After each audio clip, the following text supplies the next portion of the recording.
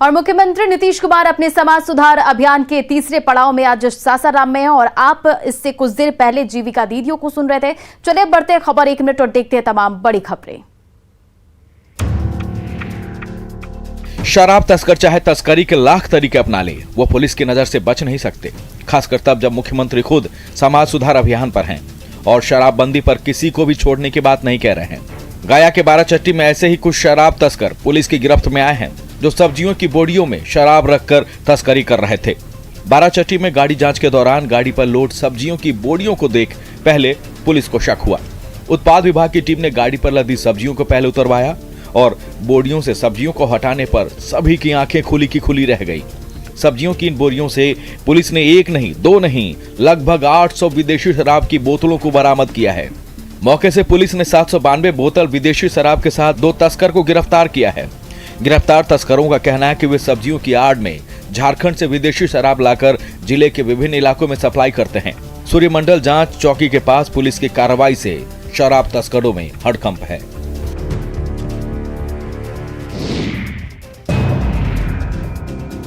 बेगूसराय में शराब बरामदगी को लेकर बनाए गए एंटी लिकर टास्क फोर्स की टीम ने सरसों की खेत से करीब 100 कार्टन विदेशी शराब बरामद किया है।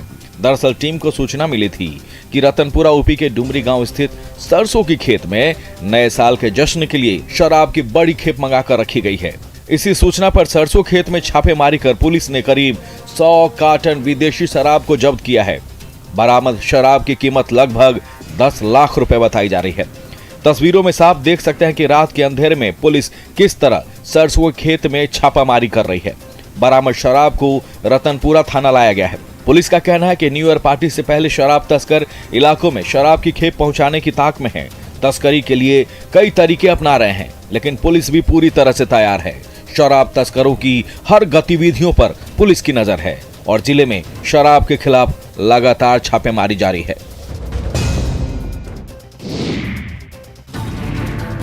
नालंदा के कई इलाकों में ठंड की वजह से लोग परेशान हैं। इन कंपकपाती ठंड के बीच वैसे लोगों की परेशानियां और बढ़ जाती है जो बेसहारा हैं।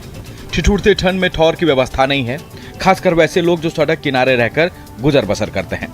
ऐसे ही तमाम लोगों के लिए बिहार शरीफ नगर निगम की ओर से ठंड को देखते हुए बेहतर शुरुआत की गई है। शहर के कारगिल बस स्टैंड के पास नगर निगम की ओर से रैन बसेरा की व्यवस्था की गई है। रैन बसेरा के कमरों में साफ सुथरा बेड, गर्म बिस्तर, रजाई की भी व्यवस्था की गई है। निगम के इस रैन बसेरा में बेड के साथ साथ खाने पीने की भी व्यवस्था है। 30 रुपए देकर रैन बसेरा पहुंचने वाले लोग भरपेट यहां खाना खा सकते हैं। खास बात यह है कि रैन बसेरा में साफ सफाई पर खासा ध्यान रखा गया है। सभी प्रकार की जो है सुविधा यहाँ पर दिखी है और खास करके यहाँ जो देख सकते हैं कि जो बेड लगी हुई है, करीब 17 बेड लगाई गई है। यानी इस ठंड के दौरान अगर आप रात में यहाँ पैसे के अभाव में बड़े होटल लेने में असमर्थ हैं, बेझिझक नगर निगम के इस रैन बसेरा में पहुंच जाएं। रहने से लेकर खाने पीने की यहाँ व्यवस्था की गई है। लोहरदगा में ठंड से ठिठुरन काफी ज्यादा बढ़ गई है। घने कुहासे की वजह से लोगों ने घरों से बाहर निकलना बंद कर दिया है और जो काम की वजह से घरों से निकल भी रहे हैं, उन्हें घने कुहासे की वजह से काफी दिक्कतें हैं। घने कुहासे की वजह से सड़क दुर्घटनाओं की भी संभावना बढ़ गई है। हाल ये है कि दिन भर इलाके में घना कुहासा छाया हुआ रहता है। बच्चों को स्कूल जाना ही है, इसलिए गर्म कपड़े पहनकर ये बच्चे स्कूल जाते हैं। कोहरे का रंग ऐसा है कि मानो ये कोई पहाड़ी इलाका हो। बावजूद इसके जिला प्रशासन की ओर से कोई व्यवस्था नहीं की गई है। कंपकपाती ठंड और घने कुहासे के बावजूद जिला प्रशासन की ओर से कोई मुकम्मल व्यवस्था अब तक नहीं की गई है। ठंड बढ़ने के बावजूद जरूरतमंदों के बीच जिला प्रशासन की ओर से कंबल नहीं बांटे गए हैं। शहर में किसी भी चौक चौराहे पर अलाव की व्यवस्था नहीं है। जिला प्रशासन की इस लापरवाही से लोगों में मायूसी है। हाल ये है कि ठंड से बचने के लिए खुद ही ये लोग कहीं न कहीं अलाव की व्यवस्था कर रहे हैं और स्थानीय जनप्रतिनिधि से अलाव की व्यवस्था करने की मांग कर रहे हैं।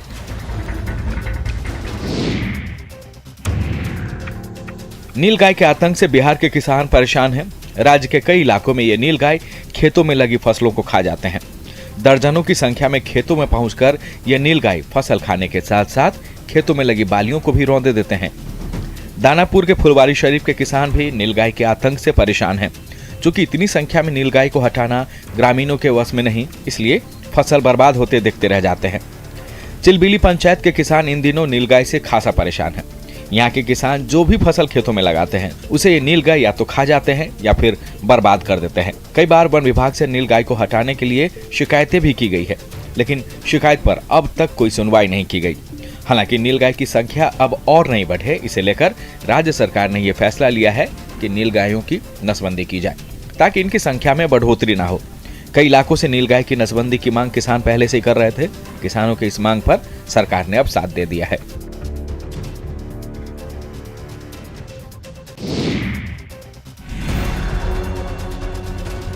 किशनगंज में एक कार में अचानक आग लग गई।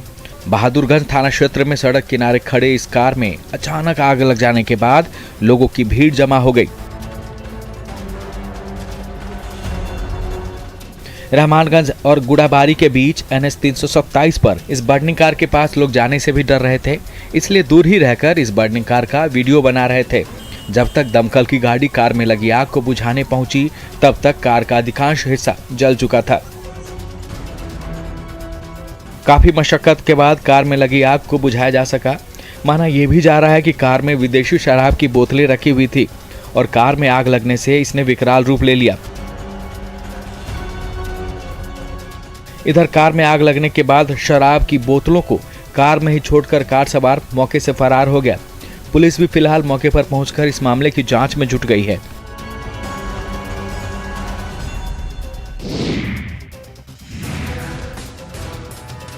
स्मार्ट सूची में शामिल भागलपुर के कई इलाकों में साफ सफाई का हाल बेहाल है। हाल ये है कि सरकारी ऑफिसों के पास भी गंदगी का अंबार लगा रहता है। नाथनगर में प्रखंड संसाधन केंद्र के पास गंदगी के अंबार को ही देख लीजिए। BRC के उस मेन गेट पर कूड़े का अंबार लगा हुआ है, जहां से हर दिन कई बार अधिकारी आते जाते हैं। कूड़े की बदबू से BRC में काम कर रहे शिक्षक और अन्य कर्मी भी परेशान हैं, लेकिन करें तो करें क्या। ऐसा ही कुछ हाल BRC के ठीक पीछे मध्य विद्यालय नूरपुर में भी है। स्कूल जाने वाले सैकड़ों बच्चे इसी कूड़े के ढेर को पार कर रोजाना स्कूल जाते हैं। BRC और स्कूल के पास कूड़े कचरे का यह ढेर स्वच्छ भारत मिशन को आईना दिखाने के लिए काफी है। कचरे की ढेर पर आवारा जानवर मंडराते रहते हैं। कचरे से बच्चों के स्वास्थ्य पर भी असर हो रहा है, लेकिन नगर निगम को मानो इसकी कोई फिक्र ही नहीं।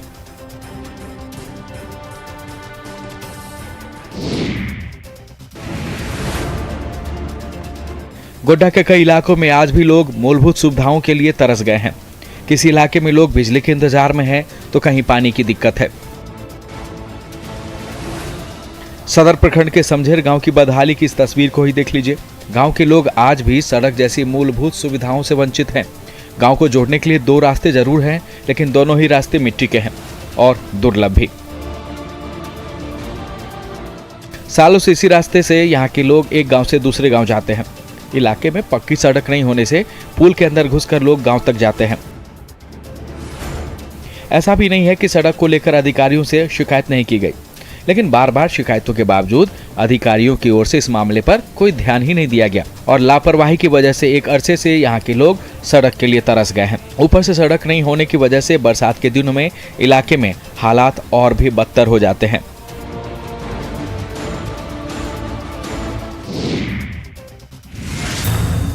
गया जंक्शन के पिलग्रिम प्लेटफॉर्म पर खड़ी एक ट्रेन की बोगी में अचानक आग लग गई। देखते ही देखते आग ने भीषण रूप धारण कर लिया।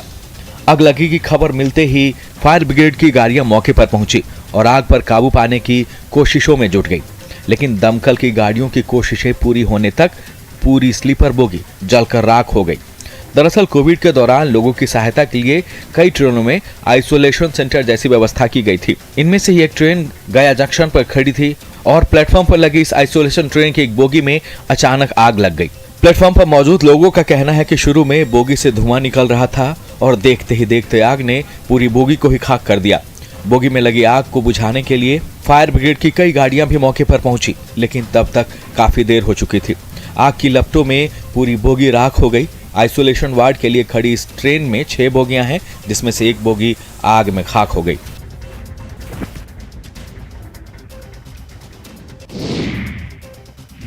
जीवन में मेहनत और लगन से कुछ भी संभव है